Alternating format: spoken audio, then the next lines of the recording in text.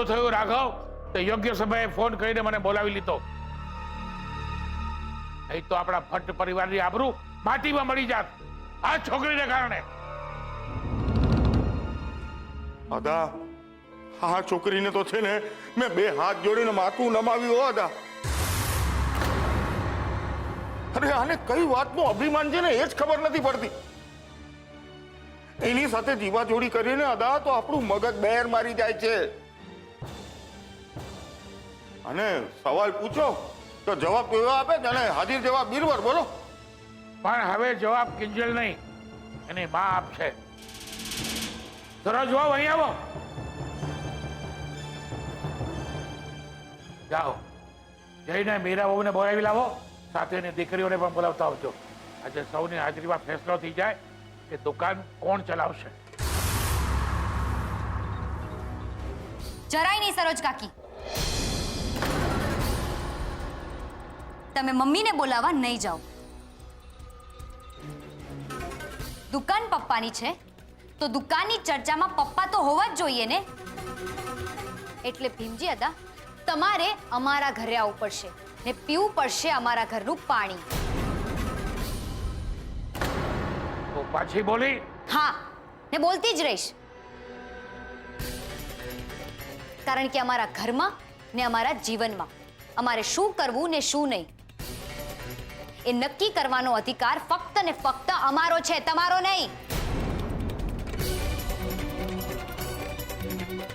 અને તમે મોટા છો એટલે અમે તમારું માન રાખીએ છીએ, તમારો અભિપ્રાય જાણીએ છીએ. એનો અર્થ એ નથી કે અમે તમારી હામાં હા કરે રાખીએ. ને અહીંયા ઉભેલા બધા જ જાણે છે કે તમે જે કરી રહ્યા છો એ ખોટું છે, પણ તમારા ડરને લીધે કોઈ બોલી નથી રહ્યું. પણ હું તમારાથી ડરતી નથી.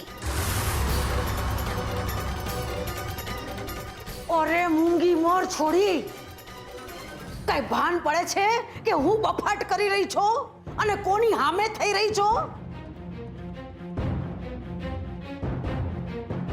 શીખ શીખ કઈક રાહુલ પાસેથી. અરે દીકરા જેવો દીકરો થઈને અદાનો પડ્યો બોલ ઝીલે છે અને તું હામાં વડે જ કફરસ. હવે રેવા દો ને બા, તમે કોને સમજાવો છો? હે, હવે તમને ખબર નથી પહેલેથી તોછડી તો છે જ. અને અદા હવે તો દુકાનના ગલે બેસવા માંડી છે અને પછી આવું ન કરે ને તો એમાં નવાઈ છે નહીં.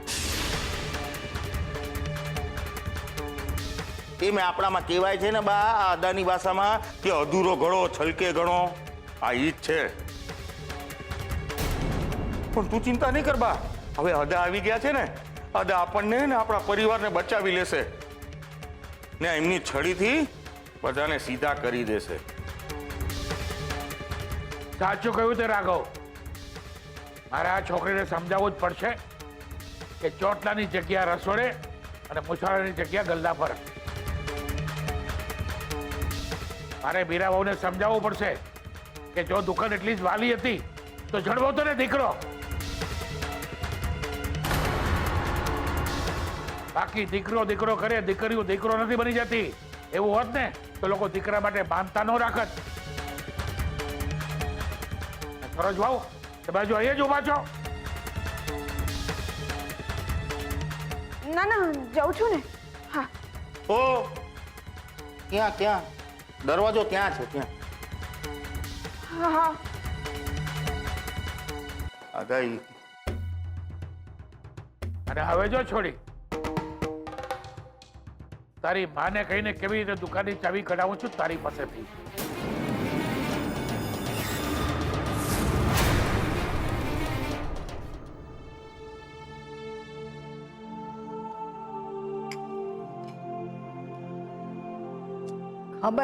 ખબર છે તમે થોડા ઘણા હરતા ફરતા થઈ ગયા છો ને એ, પણ એમાં છે ને આટલી બધી જીદ કરવાની જરૂર નથી. આજે થોડા ઘણા હરતા ફરતા થયા છો ને એ આ સૂપના કારણે જ. એટલે છે ને આખો વાટકો લો પૂરો કરવો પડશે તમારે. ભાભી ભાભી ભાભી, ત્યાં પેલું સરોજ આમ ભાગતી કેમ આવી? શું વાત છે? કામ છે, રસોડામાં આવો ને. હા આવ હા આવો. હા ચાલ.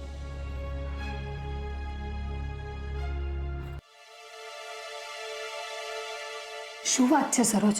મને આમ રસોડામાં લઈને કેમ આવી? ભાભી વાત જ એમ છે અને મોટા ભાઈ આગળ કરાય એમ નથી. ભીમજી અદા આવ્યા છે. ક્યારે? ભાભી ધીમે.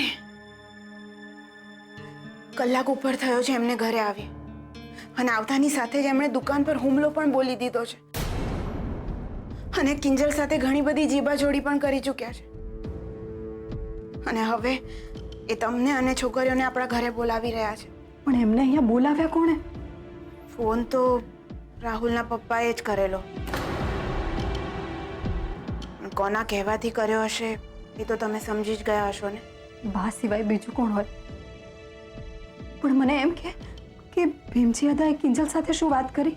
રાહુલ કહેતો તો કે દોડે દાડે સપના જોવાનું છોડી દે છોરી, અને સાથે સાથે ચાની દુકાન પણ.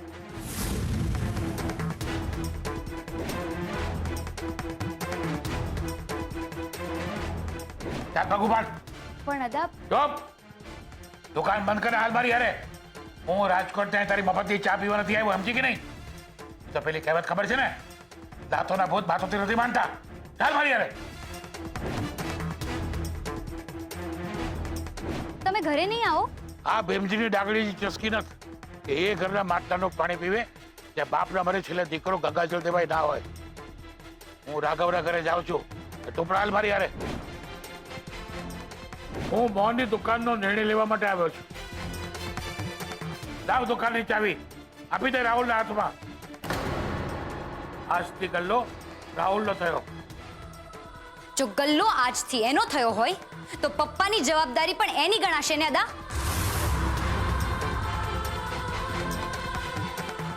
5 લાખની વીસી રાહુલ ભરશે. સેજલના ધામધૂમથી લગ્ન કરવાની જવાબદારી રાહુલ ઉપાડશે. બીજલની ફીસ, ઘરનો ખર્ચો અને પપ્પાની દવા. બોલ, જવાબ આપ. મને ચાવી આપી દેવામાં કોઈ વાંધો નથી, પણ મને આ બધું લખાણમાં જોઈએ.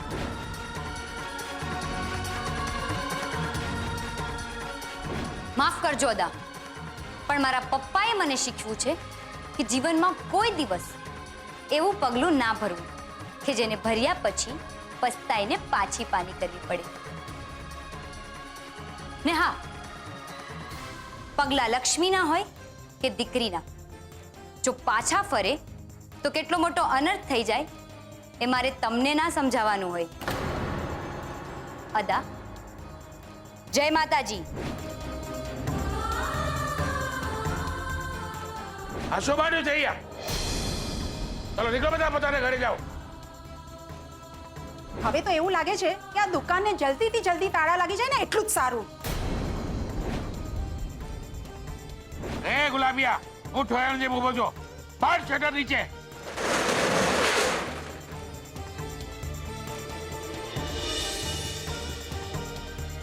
હવે ખબર પડી ને કે આ ભીમજી અદાની સામે નજર અને અવાજ ઊંચી કરનારની શું હાલત કરે છે ભીમજી અદા? નહીં અદા. ચાલ કહું છું, ચાલ. નહીં. હા. જઈને મીરા બહુને બોલાવી લાવો, સાથે એની દીકરીઓને પણ બોલાવતા આવજો. આજે સૌની હાજરીમાં ફેસલો થઈ જાય કે દુકાન કોણ ચલાવશે. હે ભગવાન, આટલું બધું થઈ ગયું? હા ભાભી, તમે તો બાને જાણો જ છો ને. એમણે મીઠું મરચું ભભરાવીને અદાના એવા કાન ભંભેર્યા છે કે હવે એ કિંજલની એક વાત સાંભળવા તૈયાર નથી. પણ આપણે એમને કે બીજા કોઈને ક્યાં નડીએ છીએ? પણ કિંજલનો નિર્ણય એમની માન્યતાને નડી રહ્યો છે ને. બસ, છોકરીઓ એટલે ચૂલો ને રસોડું ને રોટલી, બસ. દીકરો એ દીકરો અને દીકરી એટલે. પણ ભાભી, હું એ બધું નથી માનતી. આ તો મને કહેવામાં આવ્યું એટલે મારે આવવું પડ્યું છે. તારે ખુલાસા કરવાની જરૂર નથી સરોજ. સેજલ અત્યારે લાઇબ્રેરીએ ગઈ છે અને બીજલ સાથે આવશે તો એના પપ્પા ઘરમાં એકલા થઈ જશે. તો કઈ વાંધો નહીં ભાભી, તમે એકલા ચાલો, નહીં તો પાછા અદા બીજો નવો હોબાળો કરશે. શું થયું ભાભી? અટકી કેમ ગયા? ચાલો ને. સેજલના પપ્પા મને પૂછશે કે ક્યાં જાઓ છો તો તો શું જવાબ આપીશ? અને એમને ભીમજી અદાવાળી વાત તો કેમ નહીં કહેવાય?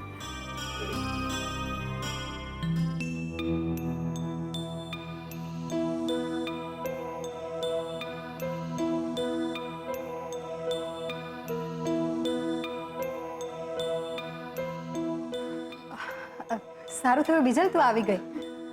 કહું છું હું જરા બાના ઘરે જઈને આવું. હા, શું છે કે આ સરોજે બદામનો હલવો બનાવ્યો હતો તો એમાં થોડી ગડબડ થઈ ગઈ એટલે મને બોલાવવા આવી છે. કદાચ બાને ખબર પડે તો એને વઢે ને, એટલે હું જરા જઈને આવું. હા, ચાલ સરોજ.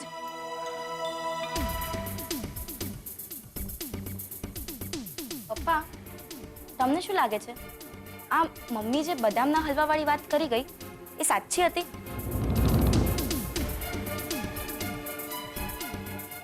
હે ને? મને પણ ખોટું લાગે છે. સરોજ કાકી જ્યારે જ્યારે પણ બદામનો હલવો બનાવે છે એની સુગંધ આપણા ઘર સુધી આવે છે, પણ આજે તો કોઈ હલવાની સુગંધ આવી જ નથી. તો પછી કે મમ્મી ખોટું બોલીને ગઈ?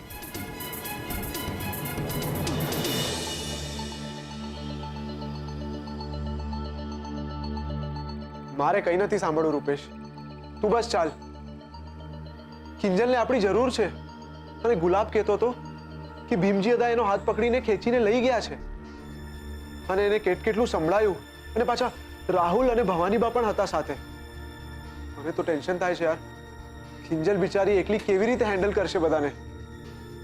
ચાલ હવે બેઠો છે, શું તારે આવું નથી? ના, ને તું પણ નથી જઈ રહ્યો. આ તું કેવી વાત કરે છે રૂપેશ? તું જ વિચાર કર ને કે ગુલાબે કોઈને નહીં પણ આપણને જ મદદ માટે ફોન કર્યો છે, કારણ કે એ જાણે છે કે આપણે જ કંઈ કરશું. તો પછી આમ પૂતળાની જેમ બેસી રહેવાનો કોઈ મતલબ ખરો? મતલબ છે ઉત્કર્ષ, મતલબ છે. ગુલાબે શું કહ્યું કે ભીમજી અદાથી તો ભવાની બા પણ ડરે છે, રાઈટ? એટલે કે એ કોઈ મોટી તોપ છે.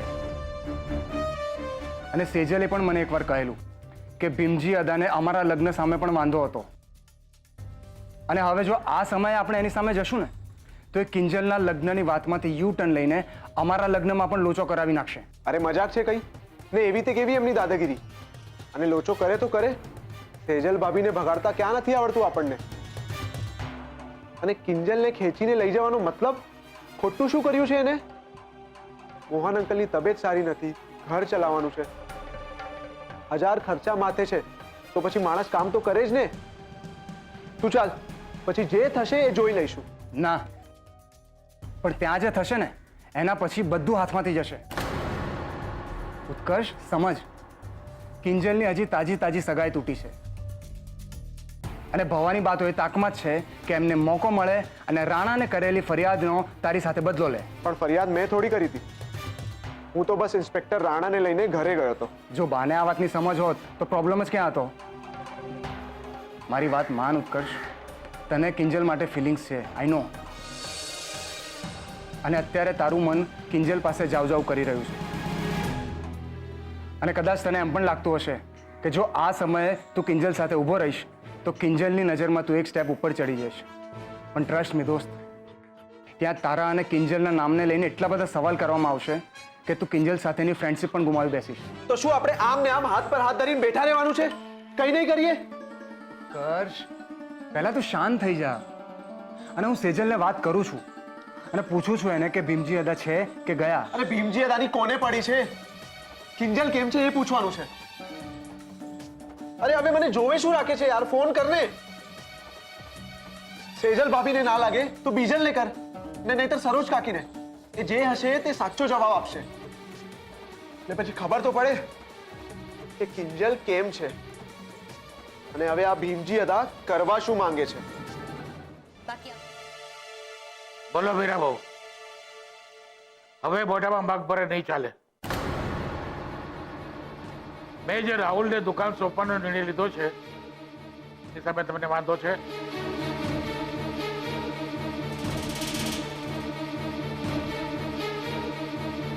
હું તમને પૂછી રહ્યો છું મીરા બહુ, એ પણ એટલા માટે કે ભવન બોલી શકતો નથી. એ તો તમને પણ મેં બોલવાની પરવાનગી ના આપી હોત. અદા મારે જો એમના વતી બોલવાનું હોય તો એટલું કહીશ કે એમને કિંજલના નિર્ણયની જાણ છે અને એમને આ બાબતમાં કોઈ વાંધો નથી. પણ મને મોહનની આ વાત સામે હિમાલય જેવડો વાંધો છે.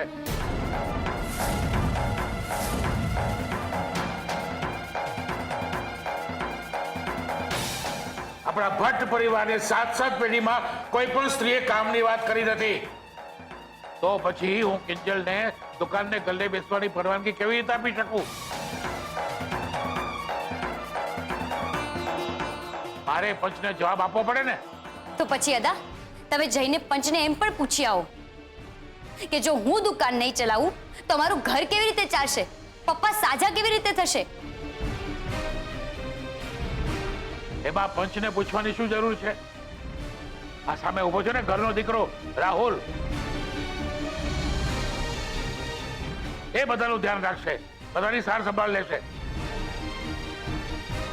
કેમ રાહુલ, તારા શબ્દમાંથી પાછો તો નહીં ફરી જાય ને? રાકેશ ને બધાનું ધ્યાન. હા દાદા, હું બધાને જોઈ લઈશ. એ તો જોયું જશે. બાકી અમને આ રાહુલ પર જરાય ભરોસો નથી. ને અદા જો એકવાર રાહુલને ચાવી સોંપાયા બાદ એના શબ્દોથી ફરી ગયો તો શું તમે પાછું પંચને ભેગું કરશો ને એના હાથમાંથી ચાવી આંચકીને મારા હાથમાં સોંપશો? જો જોડી, હું જો તોની ભાષામાં વાત નથી કરતો. હું તો કુદરતના નિયમમાં માનું છું.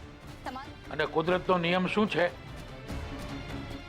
સ્ત્રીઓ ઘર ચલાવે, રોટલા ટીપે, છોકરાઓ જણે, અને પુરુષો બહાર જઈને કામ કરે, પૈસા કમાય, પોતાનો સંસાર ચલાવે. આ કુદરતના નિયમને આપણે તોડીએ તો શું થાય છે ખબર છે ને? પ્રલય અને ધરતીકંપ આવે છે. તારે કુદરતનો નિયમ તોડીને પાછો ધરતીકંપ લાવવો છે અહીંયા? અદા મારા સવાલનો જવાબ આ નથી. અને તમે જે કુદરતી નિયમોની વાત કરી રહ્યા છો ને, એ કુદરતી નહીં પણ કેટલાક માણસોના સ્વાર્થ અને સગવડ માટે ઘડી કાઢેલા નિયમો છે. અને જો દીકરાઓ જ બધું હોત ને તો કુદરત દીકરીઓ બનાવત શું કામ? બોલો. ને રહી વાત દીકરાઓના ઘર ચલાવવાની ને માતા પિતાના મર્યા બાદ મોક્ષ અપાવવાની, તો શું જેના ઘરમાં દીકરીઓ જ હોય એના માતા પિતાના મૃત્યુ દેહને તમારું પંચ અગ્નિદાહ આપવા નથી દેતું? સડવા દે છે? તમારું પંચ એટલું તો સમજતો જ હશે ને કે દીકરો હોય કે દીકરી, ભૂખ તો બધાને સરખી જ લાગે છે. અરે પણ એની હું ક્યાં ના પાડું છું? પણ નાચ તને ગલ્લે બેસવાની પરવાનગી નહીં આપી શકે એટલે નહીં જ આપી શકે. એટલે ગલ્લો તો તારે રાહુલ કા રાઘવ એમાંથી એકને આપવો જ પડશે. પણ અદા કાકાને પોતાનું કામ છે. એ થોડા જમીનની દલાલી છોડીને દુકાનમાં ચા વેચતા બેસવાના છે. અને બા જ કહેતા હતા કે રાહુલને તો અમેરિકાની કંપનીમાં ગમે ત્યારે નોકરી મળી શકે છે.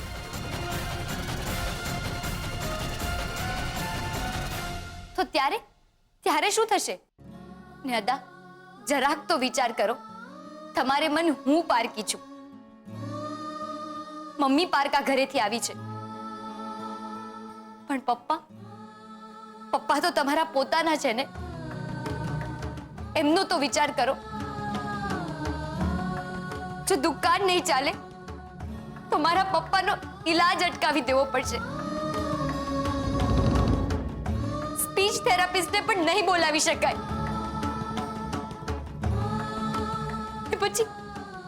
પછી હંમેશની માટે મારા પપ્પા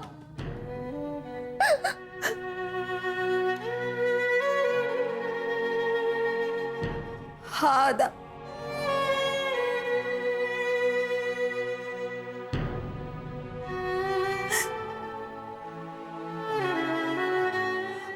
આખી જિંદગી તમારી લાજ રાખી છે,